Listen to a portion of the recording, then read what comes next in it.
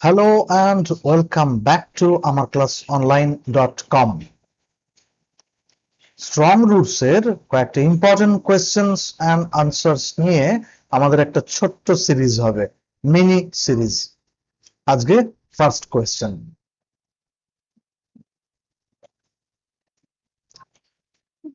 what is meant by fear-ridden vision of destiny? What is the other vision? What between these two should be chosen and why? What is meant by fear-ridden vision of destiny? এই প্রশ্নটাতে তোমরা একটু ভালো করে দেখো, একটা খুব important line রয়েছে। fear-ridden vision of destiny। প্রশ্ন উঠতে পারে যে এই লাইনটা আমাদের টেক্সটের কোন প্যারাগ্রাফে আছে। দেখা যাক, চলো।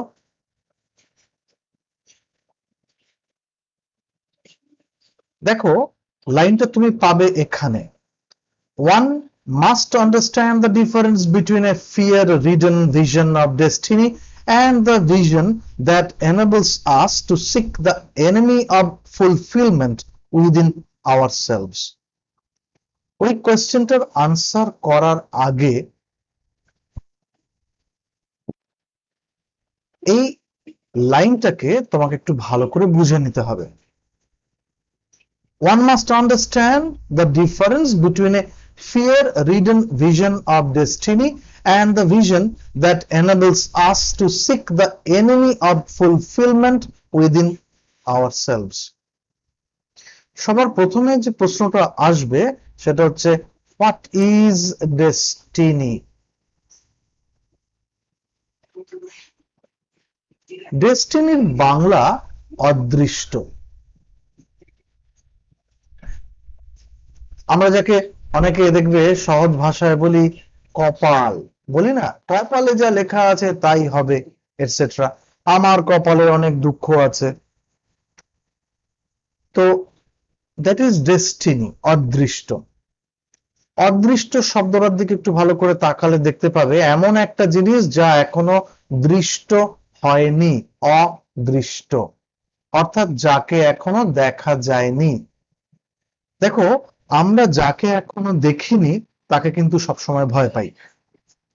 পাশের ঘরে অন্ধকার, আমরা দেখতে পাচ্ছি না, ঘরে আমরা ভাবতেই পারি ঘরে ভূত আছে, কোন একটা আওয়াজ টাওয়াজ হলো, আমার মনে কিন্তু একটা ভয় আসবে। দিনের বেলা একরকম, আবার রাতে কিন্তু তুমি ভয় পাও, তাই না? রাতে কেন ভয় পাও? কারণ রাতে আমরা দেখতে পাই না, যেটা দৃষ্ট নয় সেটাই আমরা ভয় পাই। ঠিক তেমনি বিষয়টাকে যদি একটু বড়ভাবে ভাবো, ভাগ্য, অদৃষ্ট কথাটা সাধারণত ব্যবহার করা হয় ভাগ্যের ক্ষেত্রে। তো দেখো, সেটাও তো আমরা জানি না কি হয়, ফলে সেটার সম্পর্কে কিন্তু সবসময় আমাদের একটা ভীতি থাকে। জৈনুল আবদিন একটা খুব চমৎকার ফিলোসফি আমাদের সামনে তুলে ধরেছেন। তিনি এই ডেস্টিনির দুটো ভার্সন বার করেছেন। আমরা অনেকে এই দুটো ভার্সনের যে কোনো একটা নিয়ে চিন্তা ভাবনা করি। প্রথম ভার্সনটা কি? প্রথম ভার্সনটা হচ্ছে, আমার সবকিছু তৈরি করেন উপরওয়ালা, কোন একটা দৈব শক্তি আমার অদৃষ্ট তৈরি করে, আমার ভাগ্য তৈরি করে। যদি আমি সেই ডিভাইন পাওয়ারকে বা ওই দৈব শক্তিকে অ্যাপিজ মানে সন্তুষ্ট না করি, তাহলে সেই ডিভাইন পাওয়ার আমার ডেস্টিনিকে খারাপ করে দেবে। এটাকেই তিনি বলছেন fear ridden vision of destiny. অর্থাৎ যখন ডিভাইন পাওয়ার তোমার ডেস্টিনিকে খারাপ করে দিতে পারে, because you didn't appease the divine power. আর আরেকটা ভিশন আছে, যে ভিশনে destiny is made by ourselves, যেখানে ডেস্টিনিকে তৈরি করি আমরা নিজেরাই। আমার ডেস্টিনি খারাপ হতে পারে কখন? আমার কৃতকর্মের ফলে। তুমি একটা মানুষকে ঠিকঠাক চিনতে পারোনি, ফলে সেই মানুষটা তোমার ক্ষতি করছে। ফলে তুমি এখন যে পরিস্থিতিতে আছো তার পেছনে কিন্তু ডিভাইন পাওয়ার দায়ী নয়, তার পেছনে দায়ী তোমার মানুষ চিনতে পারার অক্ষমতাটা। Is it clear? ফ্যান্টাস্টিক। তাহলে এটা একটু আমরা মুছে দিই।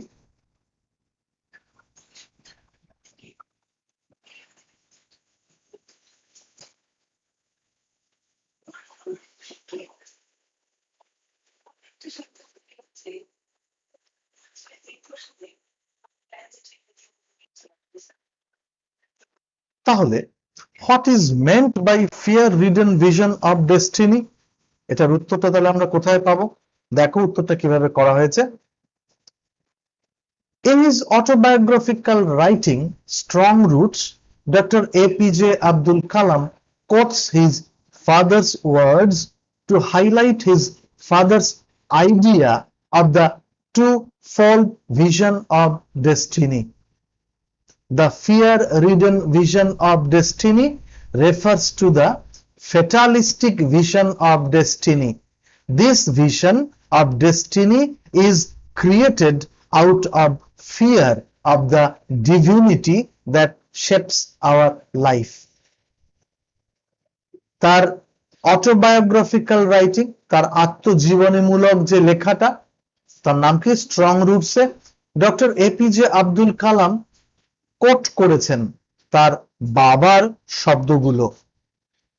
এটা বোঝানোর জন্য, এটা হাইলাইট বিশেষভাবে বোঝানোর জন্য যে তার বাবার আইডিয়া কি ছিল ডেস্টিনির বিষয়ে। একটু আগে আমি যেটা বললাম, the fear-ridden vision of destiny refers to the fatalistic vision of destiny. ভীতিপ্রদ, ভয় মাখানো, অদৃষ্ট এই কথার মাধ্যমে তিনি রেফার করেছেন ফেটালিস্টিক ভিশন অফ ডেস্টিনি। ফেটালিস্টিক ভিশন মানে ওই যে বললাম, our destiny is shaped by the divine powers, and if we do not appease that divine power, then the divinity will destroy our destiny. এটাই হচ্ছে ফ্যাটালিস্টিক ভিশন, অর্থাৎ দৈব শক্তি আমাদের ডেস্টিনি মানে অদৃষ্ট বানাচ্ছে। যদি দৈব শক্তিকে আমি সন্তুষ্ট করতে না পারি, তাহলে দৈব শক্তি আমার ডেস্টিনি মানে অদৃষ্টকে নষ্ট করে দেবে। This vision of destiny is created out of fear of the divinity that shapes our life. আর এই যে ডেস্টিনির ভিশনটা, এটা তৈরি হয়েছে কি দৈব শক্তির প্রতি আমাদের ভয় থেকে। ফিয়ার অফ ডেস্টিনি মানে ভয় থেকে, যা কিনা আমাদের জীবনটাকে তৈরি করেছে। শেপস আওয়ার লাইফ, অদৃষ্টই আমাদের জীবন তৈরি করে বলে আমাদের ধারণা। নেক্সট কোয়েশ্চেন কি? What is the other vision? The alternative vision of destiny is that the enemy of fulfillment is present within ourselves. We should understand that all our failures and sorrows are the outcome of our shortcomings. They are not the expression of anger of the demonic forces. The alternative vision of destiny is that the enemy of fulfillment is present within ourselves. Alternative মানে আরেকটা যে vision destiny সম্পর্কে আমি তোমাদের বলেছি, আরবার শোনো, সেটা হলো ফুলফিলমেন্ট মানে আমাদের যে চাহিদা শূন্যতার শত্রু আমাদের ভেতরেই, প্রেজেন্ট উইদিন আওয়ারসেলভস, আমাদের ভেতরেই থাকে। আমাদের এটা বুঝতে হবে, we should understand that all our failures and sorrows, যে আমাদের সমস্ত রকমের ব্যর্থতা এবং দুঃখগুলো হলো আউটকাম অব আওয়ার শর্টকামিংস, আমাদের নিজেদের যে শর্টকামিংস, ত্রুটি বিচ্যুতিগুলো আছে তাদের আউটকাম, রেজাল্ট। আমি তোমাদের উদাহরণটা দিয়েছি, তুমি মানুষ চিনতে পারোনি, সেই মানুষটা এখন তোমাকে ঠকাচ্ছে। তাহলে ভেবে দেখো, সেই যে মানুষটা তোমাকে ঠকাচ্ছে, দোষটা কিন্তু তোমার অদৃষ্টের নয়, দোষটা তোমার নিজের, কারণ তুমি নিজে চিনতে পারোনি, তুমি একটা ভুল করেছো। ভুলটা কে করেছে? ভুলটাকে দৈব শক্তি করেনি, ভুলটা তোমার ডেস্টিনি করেনি, কোনো ডিভিনিটি করেনি, ভুলটা কোনো ডিভিনিটি, কোনো ডিভাইন পাওয়ার তোমার উপর রাগ করে করেনি। সে ভুলটা কে করেছে? ইউ। তোমার আউটকাম অর শর্টকামিংস, শর্টকামিংস মানে ত্রুটি, বিচ্যুতি। Next question, what between these two should be chosen and why? The second vision of destiny should be chosen. According to Dr. Kalam's father, we should not be afraid of difficulties, sufferings, and problems. Adversity always presents opportunities for introspection. If an individual can find out the enemy of fulfillment by thinking deeply, he or she can overcome his or her sufferings.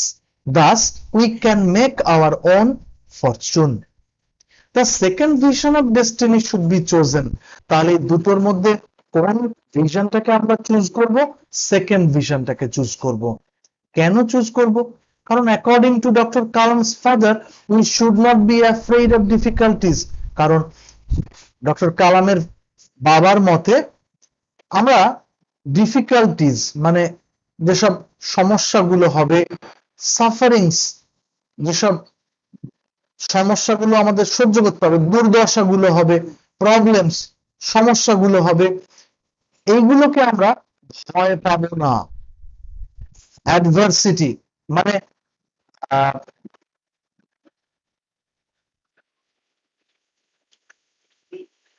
Adversity মানে খারাপ অবস্থা সবসময় always presents opportunities for introspection, সবসময় আমাদের সামনে একটা সুযোগ এনে দেয়। অপরচুনিটিস মানে সুযোগ এনে দেয় ফর ইন্ট্রোস্পেকশন।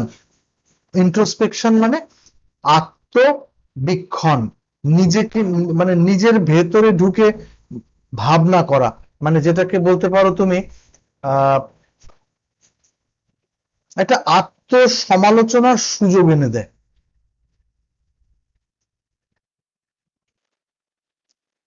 ইন্ট্রোস্পেকশনের একটা ভালো বাংলা হতে পারে আত্মদর্শন। If an individual can find out the enemy of fulfillment by thinking deeply, he or she can overcome his or her sufferings. যদি খুব গভীরভাবে সমীক্ষা, আত্মবীক্ষণের মাধ্যমে কেউ যদি ফুলফিলমেন্ট মানে সব পাওয়া হয়ে গেছে এই যে বোধটা, এইটার শত্রুটাকে খুঁজে বার করতে পারে। মনে রাখবে, আমাদের সমস্ত সাফারিং এর মূল কিন্তু demands. He or she can overcome his or her suffering. যদি এই শত্রুটাকে খুঁজে বার করা যায়, তাহলে কিন্তু সমস্ত রকম দুর্দশাকে ওভারকাম মানে জয় করা যায়। সাফারিং মানে দুর্দশা, ওভারকাম মানে জয় করা যায়। Thus, we can make our own fortune. এইভাবে আমরা কিন্তু নিজের ভাগ্য নিজেই বানিয়ে নিতে পারি। এই যে উত্তরটা আমি তোমাদের এখানে বললাম, এই উত্তরটা কিন্তু আমি একটি বই থেকে সংগ্রহ করেছি।